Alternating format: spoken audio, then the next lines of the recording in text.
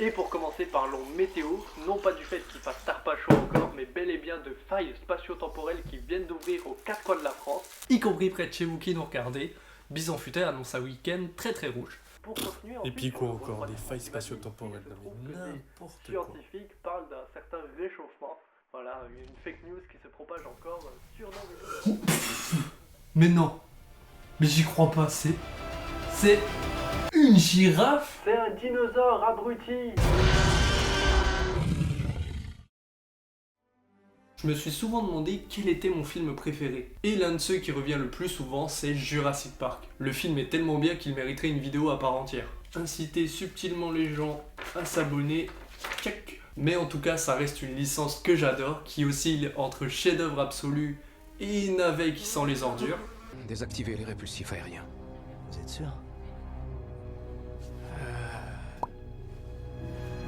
Ça, c'est de la répartie. Et quand du haut de mes 15 ans, j'apprends qu'il y a une série animée Jurassic World qui va être lancée, je suis plutôt intrigué. L'annonce de la production de la série s'est faite le 4 juin 2019 via un petit trailer, et elle est produite en partie par Steven Spielberg, réalisateur des deux premiers Jurassic Park, et par Colin Trevorrow, réalisateur de Jurassic World et Jurassic World Dominion, qui l'a également coécrit.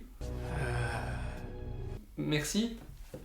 Je suppose. Et après de nouveaux trailers, la série sort officiellement le 18 septembre 2020 sur Netflix. Et la dernière saison sortira quasiment 2 ans plus tard, le 21 juillet 2022, pour un total de 49 épisodes de 20 minutes environ, répartis sur 5 saisons. Et même si ça peut paraître beaucoup, ça n'arrive pas à la cheville du Dino Train et de ses 100 épisodes.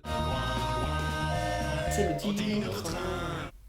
Ouais, bah me jugez pas, on a tous nos plaisirs coupables. La première saison de la série se déroule en parallèle du premier film Jurassic World. J'imagine que ça doit aider d'avoir le réalisateur du film en question dans l'équipe de production pour éviter les erreurs ou autres inco et laisser tomber ce que je viens de dire. Car en plus du parc, ils ont eu la merveilleuse idée de créer une colonie de vacances sur l'île, avec des activités tout à fait normales, comme visiter des laboratoires ultra secrets, ou encore aller dire bonjour à des dinosaures dans leurs enclos. Je ne vois absolument pas comment ça pourrait mal tourner. Et pour tester ce projet de colonie de vacances, parce que oui, du coup c'est un test avant le lancement officiel, ils ont décidé de faire venir différentes personnes. Darius, un bon gros fan de dinosaures comme on n'en fait plus. Parasaurolophus, Stegosaurus, Ankylosaurus. Oh ta gueule. Brooklyn, une influenceuse. Sammy, une meuf trop sociable. Ben, un mec resté bloqué en 2020. Je me demande bien quel événement a pu influencer la production de la série. Yasmina, une sportive introvertie. Et enfin, Kenji, un mec riche, beau gosse, charismatique, c'est mon portrait craché. Même s'il est pas très fut-fut, voire même carrément con des fois, je voulais dire Yasmina. Et lors de cette saison, on va suivre ces 6 protagonistes qui vont essayer de rejoindre un bateau pour pouvoir quitter l'île. Sauf que lorsqu'ils sont arrivés, il y avait plus de bateau. Et tout au long de cette série, on va les suivre en train d'essayer de survivre face à des braconniers, des hybrides, des robots du futur qui crachent des putains de boules d'électricité. Ah oui, il y a des dinosaures aussi. Mais évidemment, leur but principal, à part survivre, ça va être tout de même de réussir à appeler de l'aide pour pouvoir quitter l'île et rentrer chez eux. Et comme vous le savez peut-être, globalement, les films Jurassic World sont pas très aimés, en particulier les 2 derniers. Et du coup, est-ce que cette série, elle a réussi à redorer un petit peu l'image de Jurassic World? Et ben pour moi, oui. Les 3 premières saisons de la série sont vraiment cool. On les suit essayant de survivre, de chercher de l'aide tout en protégeant les dinosaures. Ça nous permet aussi de découvrir des recoins de l'île qu'on n'avait pas forcément vus. Et également d'apporter une petite touche de nostalgie. On peut voir en même temps la nature reprendre ses droits sur le parc et vraiment évoluer au fur et à mesure du temps. Et réellement découvrir ce qu'il se passe après la fin du parc. Mais pour ce qui est des 2 dernières saisons... Bon, déjà ils arrivent à quitter l'île, trop bien. Mais ils atterrissent sur une autre île. Une île dirigée par une entreprise qui essaye de prendre le contrôle des dinosaures avec des manettes de PS4. Trop bien!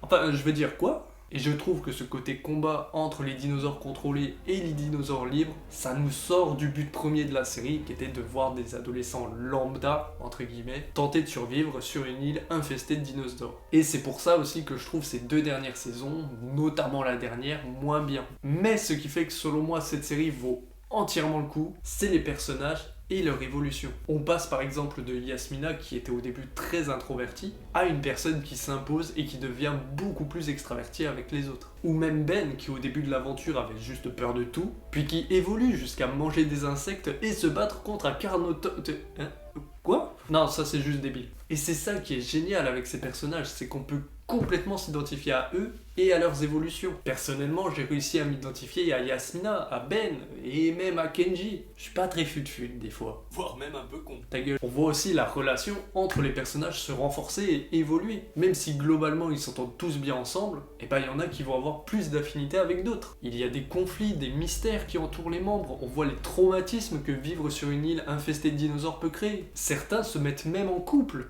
On voit une réelle évolution des différents personnages tout au long de la série. Et ça fait plaisir. Et je me suis encore plus attaché à ces personnages car à la sortie de la saison 1, j'avais 14-15 ans à peu près, soit à peu près le même âge que les personnages. Ce qui a forcément joué avec mon attachement à cette série aujourd'hui. Si je l'avais vue à l'heure actuelle, je sais pas si j'aurais autant apprécié. Cette série est clairement destinée à un public jeune. D'ailleurs, elle sera même diffusée sur Gulli quelques temps après. Et ce côté un petit peu enfantin se fera ressentir malgré des thèmes et des enjeux plutôt sérieux. Les dinosaures qui se battent ont des blessures et des cicatrices. Il y a des morts quand même si elles sont cachées ou suggérées, il y a quand même beaucoup de morts. La série peut paraître un petit peu effrayante, voire horrifique à certains moments, notamment ce passage où on voit un dinosaure attaquer les personnages en pleine nuit. T'es pas serein hein, quand tu regardes ça à 1h du mat en pleine nuit sans éclairage, et je sais de quoi je parle.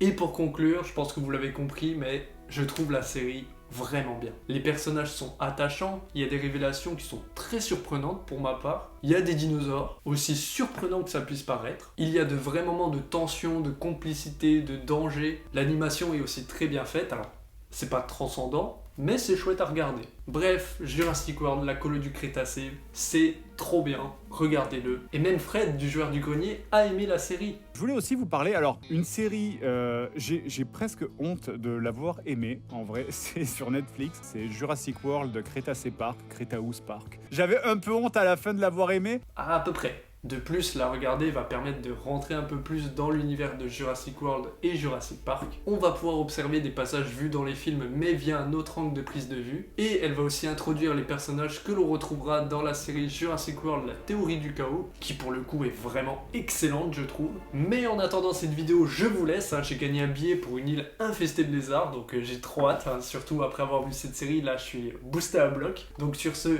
abonnez-vous, n'hésitez pas à liker. Et moi je vous dis à la prochaine pour une prochaine vidéo, sûrement. Bye.